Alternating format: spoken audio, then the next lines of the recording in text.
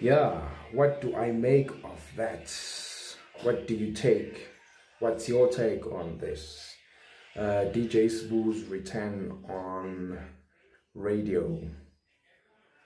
Um, there was this beef. Can I call it beef?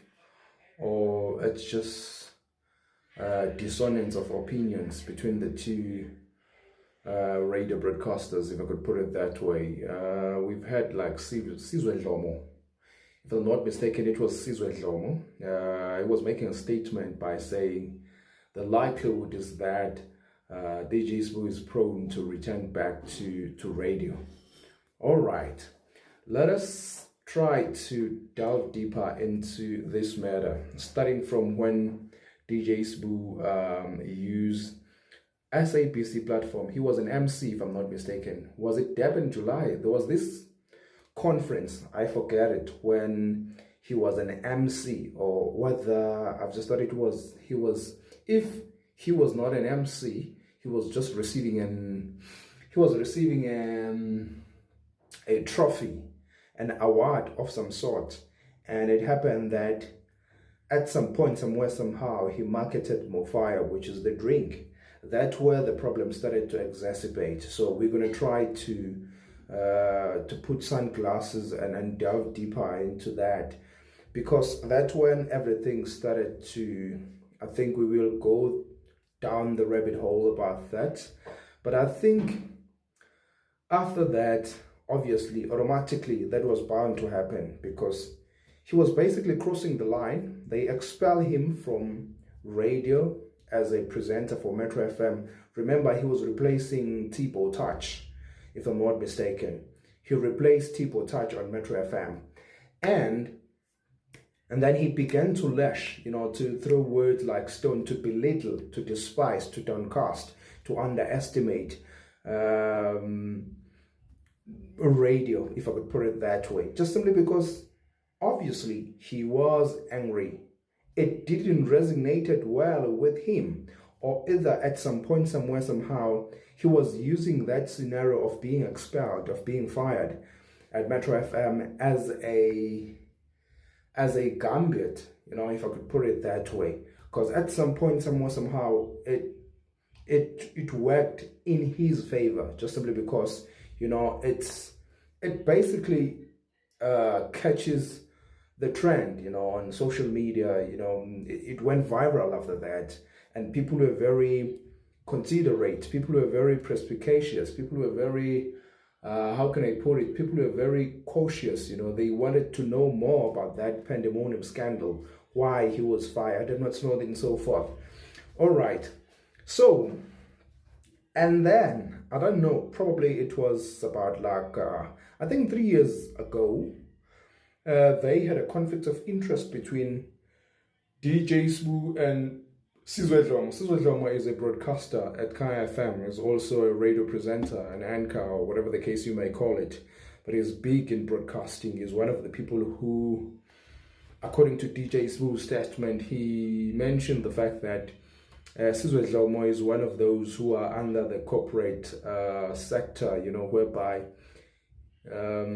he's receiving quite a lot of a chunk, of a penny for working at the radio station. So so there was that beef, some sort of throwing words to one another and whatever, because Sizwe Dlomo said DJ Spoo will return back to the radio station. So this is my take on this statement. It's that DJ Spoo left on radio because he was fired, but the guy, I think I'm going to repeat it, saying this once more time, again and again and again and again. I'm never going to change.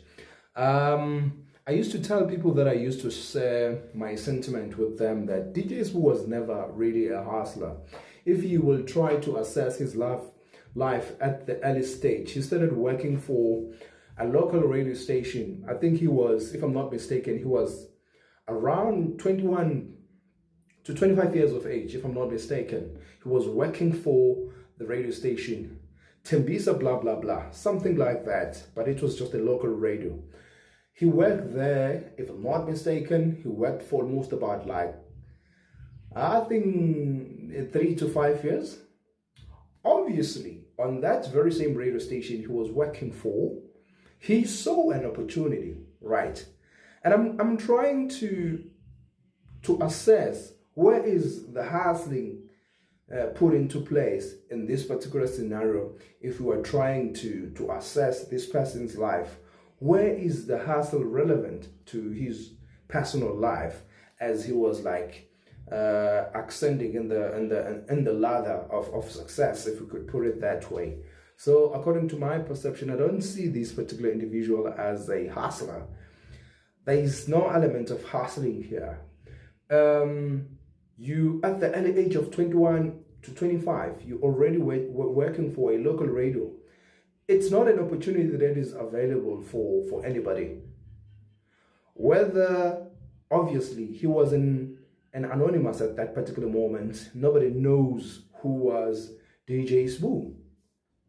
But we cannot run away from the fact that there is in the population of individuals, if we could put it that way, who endeavor, who would like to work at the local radio station. I think there is quite plenty, numerous tons and tons and tons of people who would like to be given that platform and express their prowess, which is skill and ability, in the radio station. So if you're 21 years of age and you have been allotted that opportunity at the palm of your hand, and then I'm asking myself, where is hustling over right there? There's no hustling right there. 21 years of age, you're working for the local radio station, while maybe your peers are still in pursuit of their bachelors in the university, whatever the case may be, and you've just been given that opportunity to work on the radio station. I don't see any hustling elements there.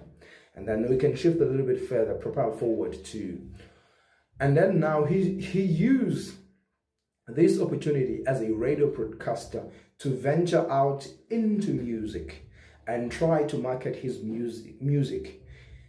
And it went well as well. And then he further grew. And then I don't see any elements of hustling here. I don't know whether it's just simply because I'm a little bit too dumb, or I'm just negative about the whole scenario of him, raising the flag of hustling and whatever the case may be. I've been always telling people who are around me, they can attest to this. I've been saying that DJ Sbu is not a hustler, he's not an entrepreneur. He's just a celebrity. You're 21 years of age, you're given a platform to work on the radio station, you're further propelled forward to venture out into music. And we can give him his flowers. He did so freaking well in the music industry because he was using the radio as a gambit, as an advantage to advance his music. And then that went well as well. And then I'm still asking myself, where is the element of hustling here? Where is the serial entrepreneurship in this whole scenario that I've just shared with you over here? I don't see it. Is it because I'm dumb or whatever the case may be? I don't know. Maybe there will be a pundit, who will come here and try to unpack this so that I will perceive a proper understanding. If I maybe I'm blind. I don't know. Right. And then he used the radio station, the local radio station, to advance his other side of music industry. And because obviously now you're doing music as well as you're broadcasting at the radio station, everything seems to be flowing very swiftly. Now you're going to then propel forward into music works well, and then now you get another slot on another radio station. Where is the element of hustling over here? Now you further climb the ladder, you further went to work for a big radio station, which is Metro FM. And I'm still asking myself, even at this particular moment, where is the element of hustling here? You're working for Metro FM, you get a huge chunk, a bigger chunk. Now you're earning like 280,000. You're working only for 3 horrors. 3 horrors, you're earning almost 300,000. Where is the element of hustling here? I still don't see it. So yes, I must debunk this because I've got a lot of dissonance, and I have to denounce this because I